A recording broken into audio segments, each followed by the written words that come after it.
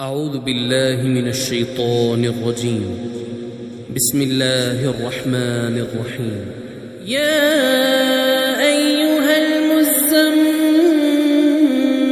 قم الليل إلا قليلا نصفه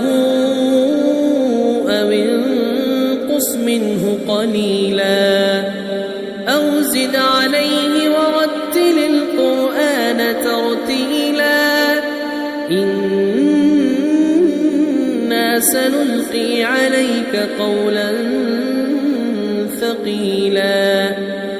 إن ناشئة الليل هي أشد وطئا وأقوم قيلا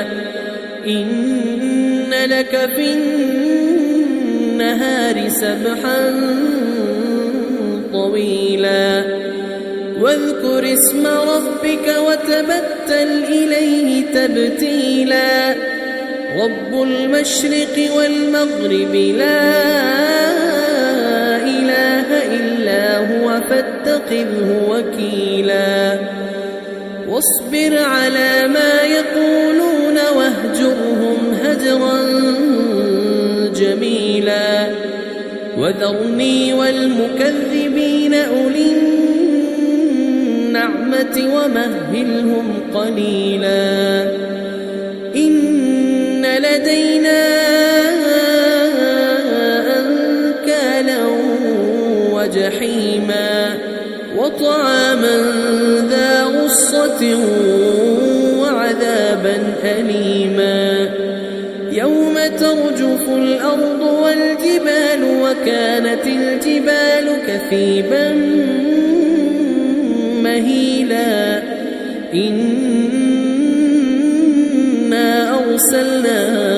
إليكم رسولا شاهدا عليكم كما أرسلنا إلى فرعون رسولا فعصى فرعون الرسول فأخذناه أخذا وبيلا فكيف تتقون إن كفرتم يوما يجعل الولدان شيبا السماء منفطر به كان وعده مفعولا إن هذه تذكرة فمن شاء اتخذ إلى ربه سبيلا إن ربك يعلم أنك تقوم أدنى من ثلثي الليل ونصفه وثلثه